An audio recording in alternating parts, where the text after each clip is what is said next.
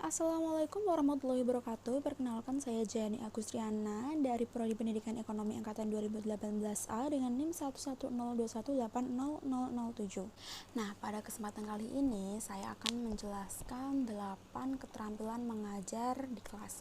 Yang pertama adalah keterampilan membuka dan menutup pelajaran, yang kedua keterampilan menjelaskan, yang ketiga keterampilan bertanya, yang keempat keterampilan mengadakan variasi, yang kelima keterampilan memberikan penguatan, yang keenam keterampilan mengolah kelas, yang ketujuh keterampilan memimpin diskusi, dan yang terakhir yang 8 yaitu keterampilan mengajar kelompok kecil dan perorangan. Nah, kita langsung saja pada materi yang pertama yaitu keterampilan membuka dan menutup pelajaran. Keterampilan membuka pelajaran adalah kegiatan yang dilakukan oleh guru dalam kegiatan pembelajaran untuk menciptakan paron diksi peserta didik agar minat dan perhatiannya terpusat pada apa yang akan dipelajarinya. Kegiatan ini biasanya dilakukan pada saat akan membuka pelajaran. Nah, pada saat itu pula, tenaga pendidik mengemukakan tujuan yang akan dicapai, menarik perhatian peserta didik, memberi acuan, dan membuat kaitan antara materi yang telah dikuasai oleh peserta didik dengan bahan yang akan dipelajarinya. Guru dikatakan telah membuka pelajaran apabila telah berhasil membuka konflik psikis pada diri siswa-siswi. Keterampilan menutup pelajaran adalah kegiatan yang dilakukan guru untuk mengakhiri kegiatan inti dari pelajaran tersebut. Nah, usaha untuk menutup pelajaran tersebut dimaksud untuk memberikan gambaran menyeluruh tentang apa yang telah dipelajari siswa, mengetahui tingkat pencapaian siswa, dan tingkat keberhasilan guru dalam proses belajar mengajar.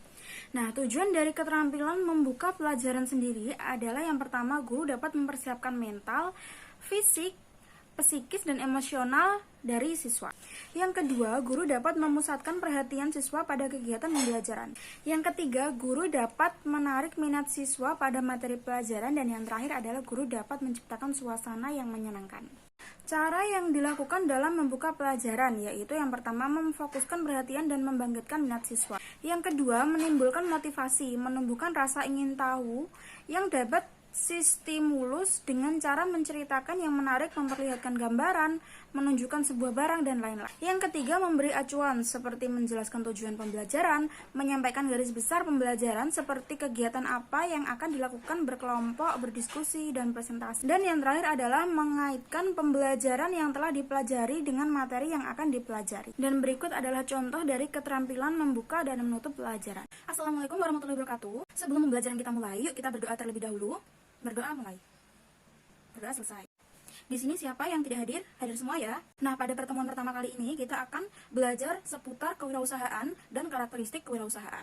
Nanti diharapkan kalian bisa mengerti dan memahami apa itu wirausaha, dan nantinya kalian bisa termotivasi untuk menjadi wirausahawan muda. Jadi, saya harapkan kalian mengamati dengan seksama pelajaran kali ini. Nah, ada yang bisa menyimpulkan pembelajaran kali ini? Baik, pembelajaran kali ini kesimpulannya adalah kewirausahaan adalah suatu sikap, jiwa, dan kemampuan untuk menciptakan sesuatu yang baru dan sangat bernilai bagi diri sendiri dan orang lain. Lalu, karakteristik kewirausahaan sendiri adalah yang pertama, bisa jujur, disiplin, inovatif, dan kreatif, berkomitmen tinggi, mandiri, serta realistis, dan yang terakhir adalah memiliki keterampilan personal. Mungkin sampai sini semuanya sudah paham. Untuk pertemuan selanjutnya, kita akan membahas materi tentang giat-giat sukses kewirausahaan. Jadi, tugas kalian di rumah adalah membuat kelompok. Setiap kelompok terdiri dari 3-4 anak, lalu mempresentasikan tentang hasil diskusi kalian di rumah untuk minggu depan. Terima kasih. Wassalamualaikum warahmatullahi wabarakatuh. Selanjutnya, ada keterampilan menjelaskan. Guru tidak cukup hanya menguasai materi pembelajaran. Menjadi sia-sia jika penguasaan materi yang dimiliki oleh guru tidak diikuti oleh kemampuan dalam menjelaskan. Oleh karena itu, guru harus juga mampu untuk menjelaskan materi tersebut. Nah, tujuan dari dimilikinya keterampilan menjelaskan bagi guru yaitu yang pertama, untuk membimbing siswa dalam menggali, menemukan, dan memahami informasi pada materi pelajaran.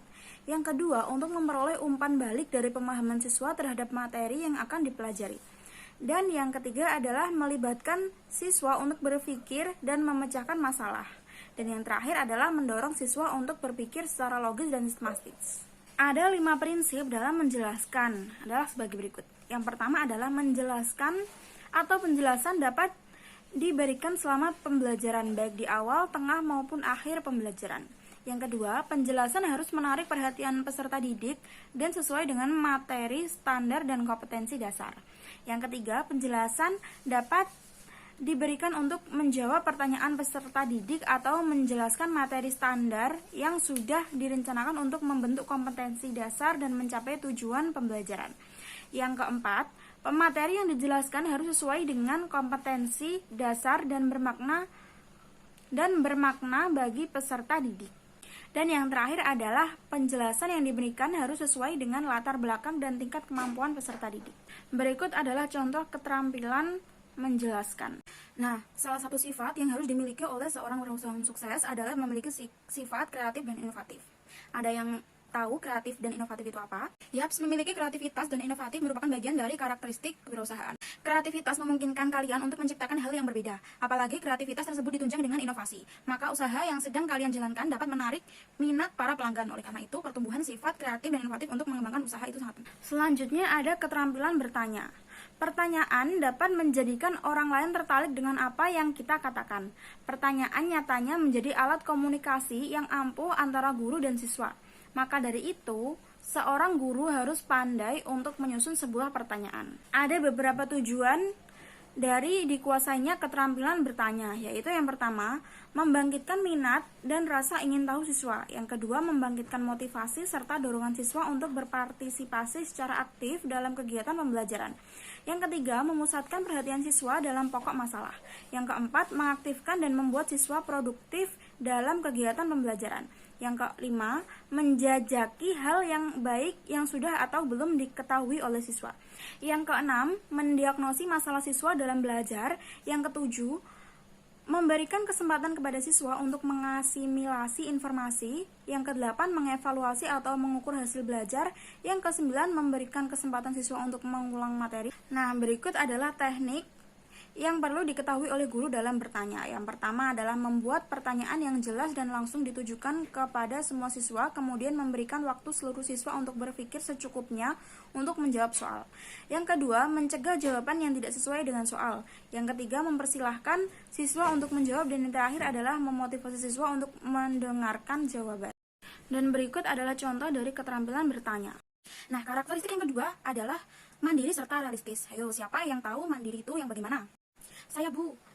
Mandiri adalah tidak bergantung dengan orang lain dan bisa melakukan semuanya sendiri. Yaps, jawabannya sangat tepat. Jadi, salah satu karakteristik yang harus dimiliki ketika wirausahawan adalah mandiri dan realistis. Hal ini karena ketika berwirausaha, membutuhkan kemampuan untuk mengambil keputusan secepat. Seorang wirausahawan harus menjadi mandiri dan realistis jika ingin usaha yang digelutinya berkembang dengan pesat. Lalu selanjutnya ada keterampilan memberi penguatan. Penguatan merupakan segala respon yang diberikan oleh guru kepada siswa dalam segala bentuk, baik itu verbal maupun tingkah laku, dalam rangka untuk mendorong atau mengkoreksi setiap sikap dan perbuatan yang ditampilkan oleh siswa. Nah, tujuannya adalah yang pertama, meningkatkan perhatian dari siswa. Yang kedua, membangkitkan dan memelihara motivasi pembelajaran.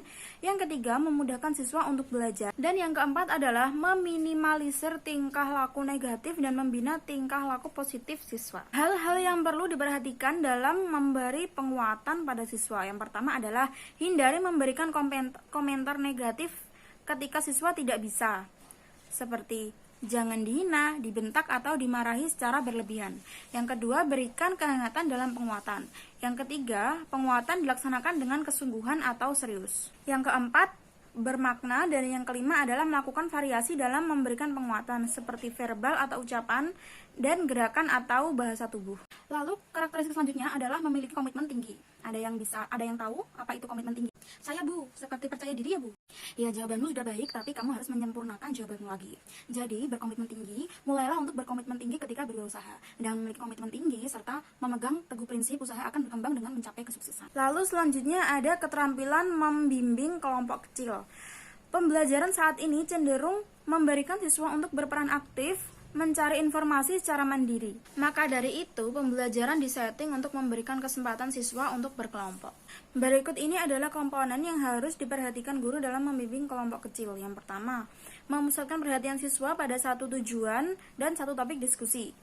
Untuk memusatkan tujuan tersebut, guru dapat melakukannya dengan cara menyampaikan tujuan dalam diskusi, menyampaikan masalah yang akan dibahas, mencatat aspek-aspek yang mengganggu jalannya diskusi. Yang kedua, menganalisis pendapat dari siswa. Analisis terhadap jawaban atau pendapat siswa, apakah setiap pendapat yang diutarakan sudah berlandaskan sumber pengetahuan yang tepat dan memiliki landasan. 3. Meluruskan alur berpikir siswa. Yang keempat, memberikan kesempatan kepada siswa untuk berpartisipasi dalam diskusi. Dan yang terakhir adalah menutup diskusi.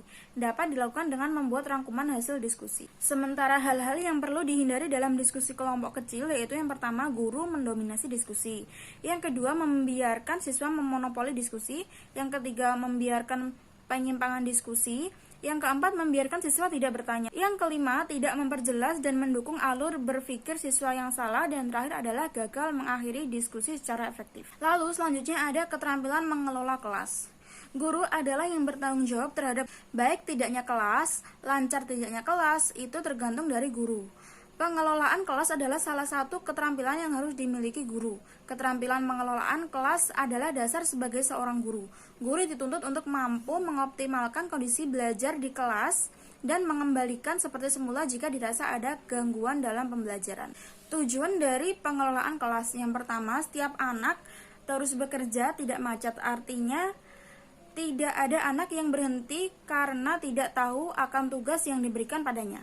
Yang kedua, setiap anak harus melakukan pekerjaan tanpa membuang waktu. Artinya tiap anak akan bekerja secepatnya agar lekas menyelesaikan tugas yang diberikan kepadanya. Nah, keterampilan pengelolaan kelas untuk menciptakan dan memelihara kondisi belajar yang optimal dapat dilakukan dengan cara menunjukkan sikap tanggap. Misalnya membuat siswa merasa bahwa guru hadir bersama mereka dan tahu apa yang mereka perbuat.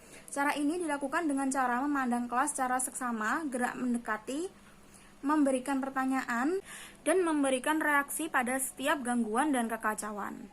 Yang selanjutnya, memberikan petunjuk yang jelas. Yang ketiga adalah menegur. Teguran yang efektif harus memperlihatkan, yang pertama, jelas, tegas, dan menuju pada siswa yang mengganggu. Yang kedua, menghindari peringatan yang kasar.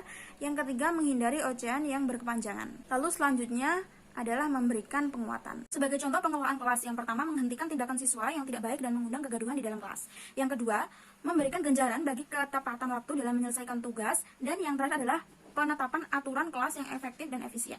Selanjutnya ada keterampilan mengadakan variasi. Keterampilan dasar mengajar selanjutnya yang harus dimiliki oleh seorang guru adalah kemampuan keterampilan untuk melakukan variasi.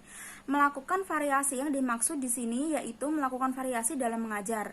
Kebosanan dan kejenuhan pasti melanda siswa jika guru tidak dapat melakukan variasi dan mengajar dengan teknik itu-itu saja. Namun dengan bervariasinya pembelajaran dapat membuat siswa lebih nyaman, mereka tidak lagi bosan dengan kegiatan pembelajaran yang sebelumnya dilakukan dengan metode atau cara itu-itu saja. Nah, tujuan dari diadakannya variasi pembelajaran yang pertama adalah meningkatkan perhatian siswa, yang kedua melayani kebutuhan belajar siswa yang berbeda-beda, yang ketiga menumbuhkan minat siswa untuk belajar, dan yang terakhir adalah menghilangkan kebosanan siswa.